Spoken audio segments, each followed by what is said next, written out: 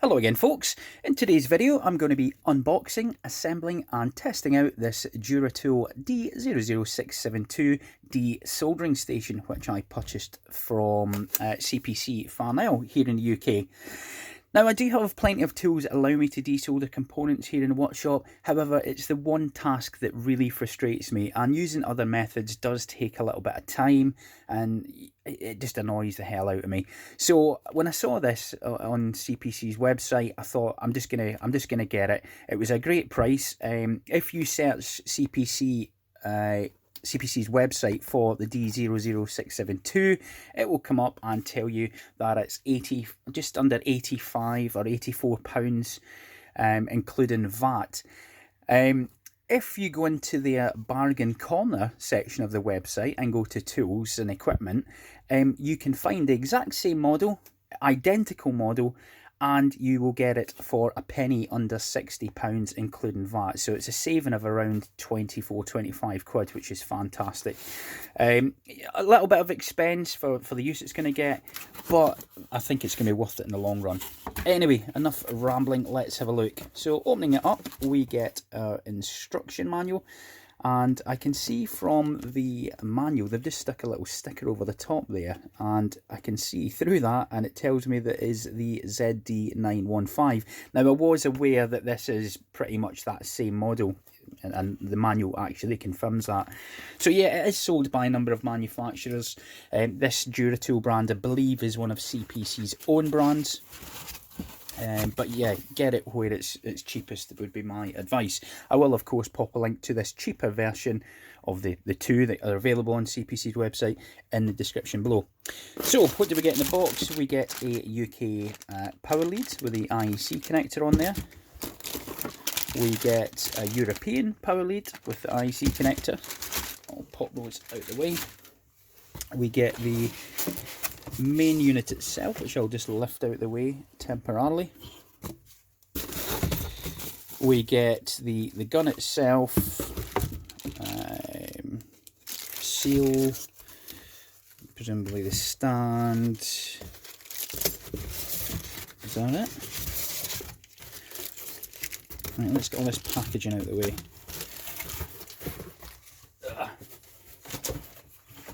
Okay, sorry. Right, we'll get the gun out first. There is our gun. This will be the, what do you call it, the holder for it. Yep. Yeah, so this is the attachment for the vacuum hose. We get two spare conical tips, which are actually pre-sealed. I've never seen that before. We get some spare filters and some cleaning rods. We get three of those, various thicknesses. Oh, presumably these are different size tips, I should say, for various components. Doesn't actually mention on them what size the tips actually are. And of course we get the main unit, which as we can see is Duratool branded. Yeah, it's beige. It's not particularly attractive colour, and it's, you know, it's got some unsightly screws on it. As far, you know, why do you need to have all those screws on? It'd be nice if they went on top, but yeah, let's get it assembled and we'll have a little test. Now I've got an IEC connector already here. Of course, we've got millions of these knocking around in the workshops, haven't we? So it makes sense just to use a spare one rather than unpackage the other one. So what I'm going to do is, just out of interest, I'm going to check this and see if the case is actually earthed. So prove continuity on a meter. We will prove continuity on the earth pin, and then what we'll do is we'll pop that in there. We'll put one lead in the earth pin and we'll see if these screws are indeed earthed.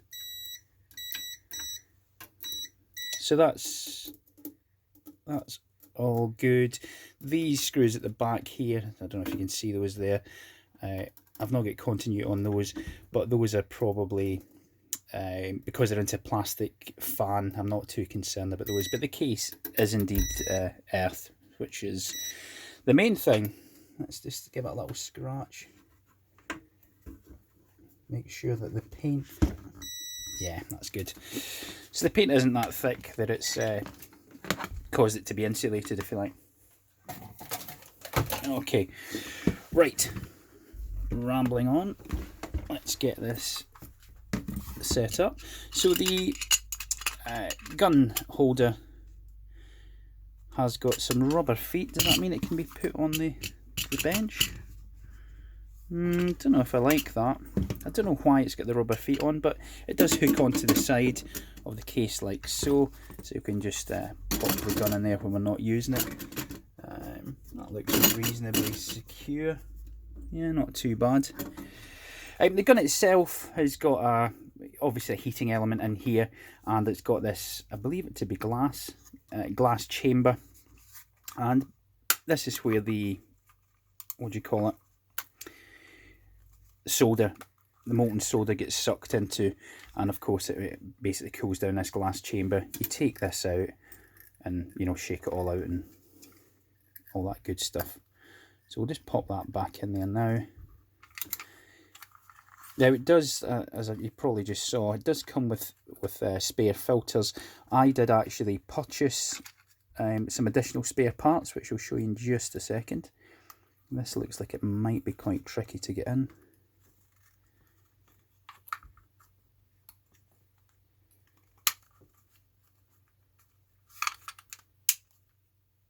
Is that it in? If that glass is supposed to... Yeah, I think that's it in.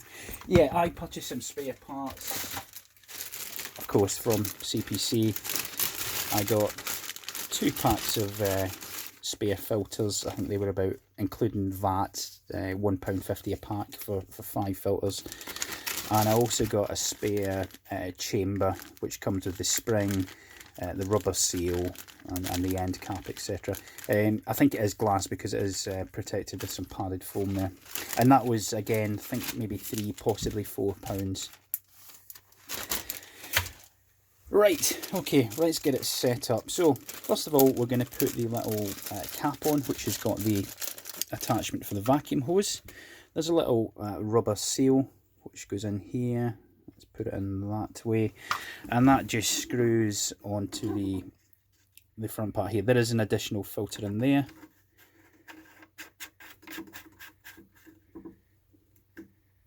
And I'll not put it too tight, just enough to cinch it up.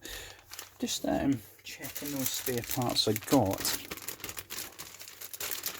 because I've just noticed that the seal at the back of the chamber and the seal on the machine itself are different sizes. You can see that there. It does come with a spare seal, filter I should say, I'm calling it a seal.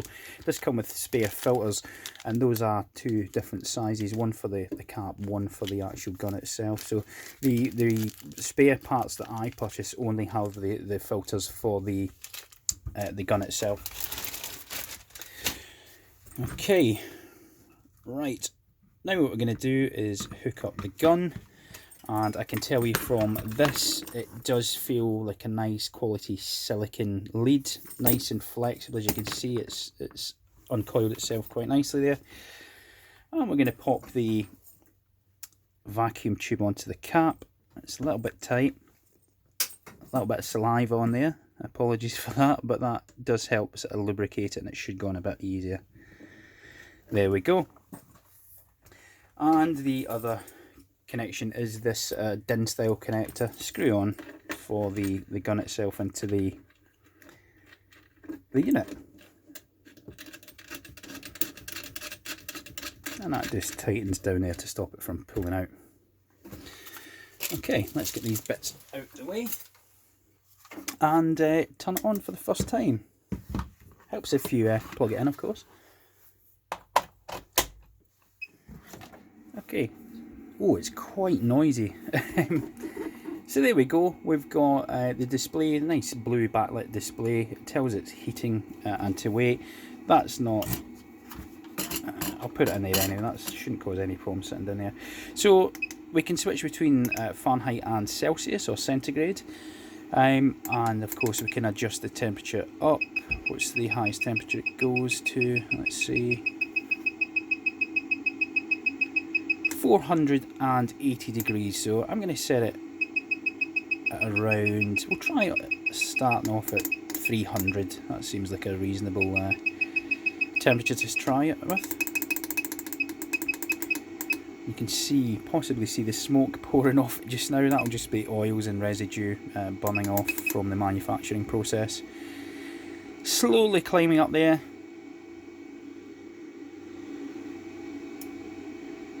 Oh, it smells lovely.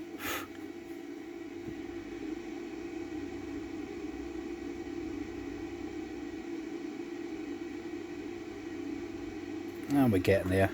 Should we just move this, taking care not to drop the gun.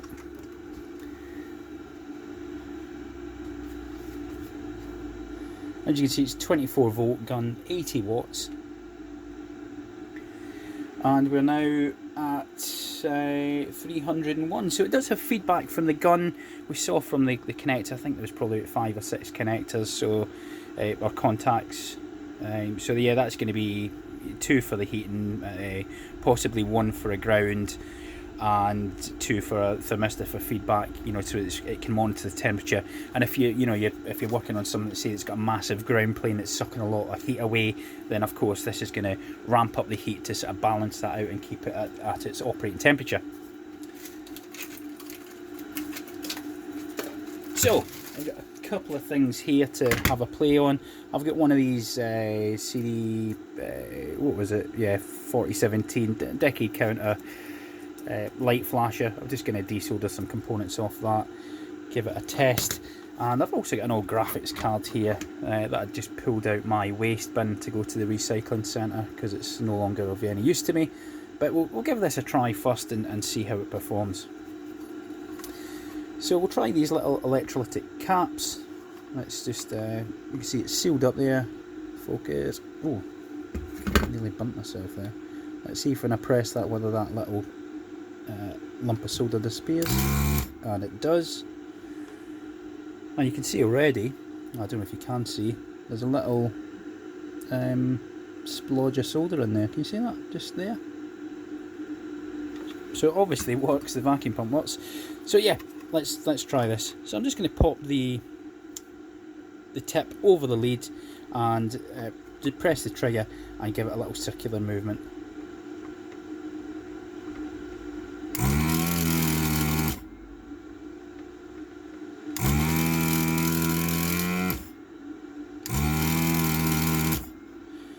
Now that isn't working particularly well, but I imagine it's because this is lead-free solder. I will test it on this and then we'll maybe come back to that. So I'll try taking these LEDs out.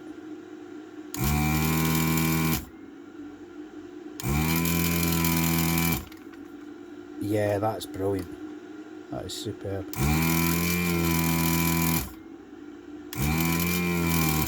Yeah, I'm liking that a lot. As you can see, it's making light work of that. Let's try taking out one of these ICs. Now, I tend to bend the leads over, so this might stick a little bit, but we'll give it a good shot. And excuse me doing it mid-air. It probably takes a little bit longer doing it mid-air, just because I'm a bit shaky.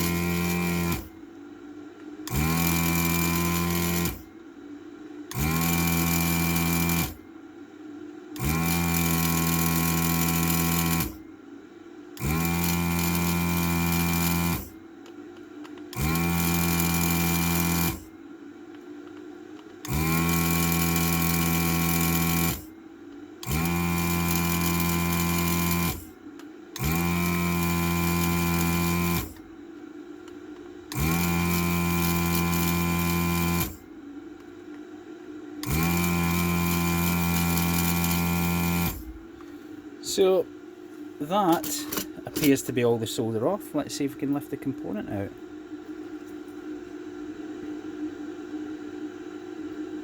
A few little remnants there.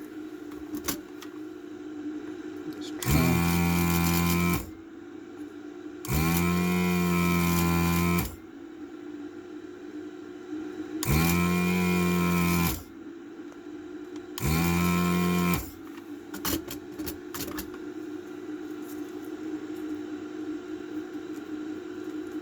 And there we have it. So yeah, I'm quite impressed with that. A couple of little leads stuck there, but for the most part that came out fairly easy. Let's just have another try a couple of these, and I won't pull them out, I'll just let them fall out with gravity if we can. Oops. Yeah, it's not falling out, but as you can see, there's no resistance there.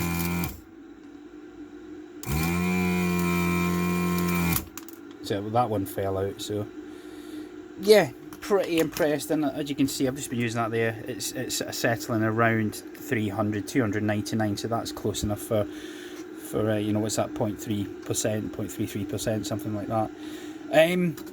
Yeah, that's pretty good. Let me just try this board now with some fresh lead solder. I'll just, I probably shouldn't do this, but I'll just use this to melt the solder on.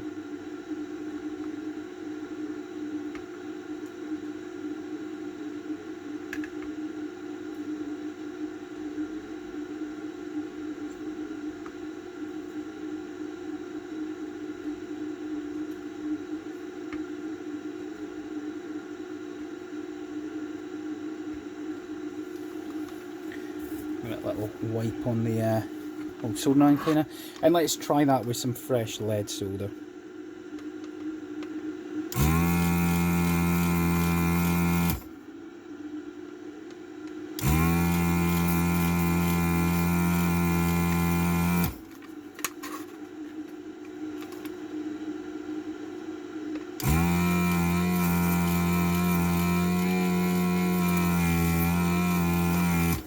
There we go.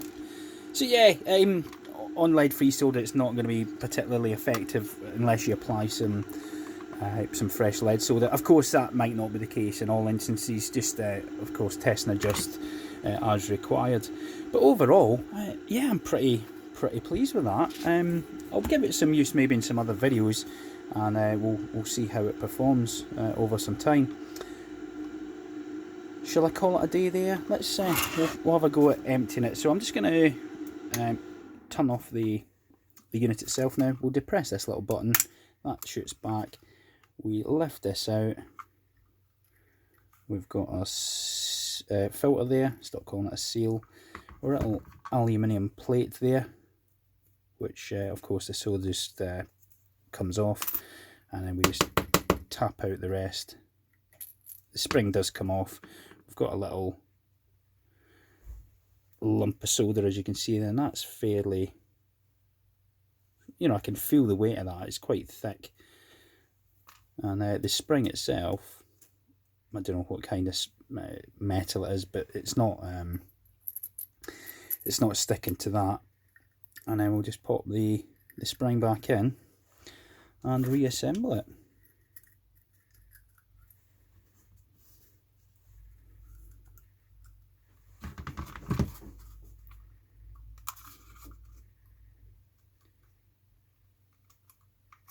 It is a little bit tricky to get this back in, I must admit.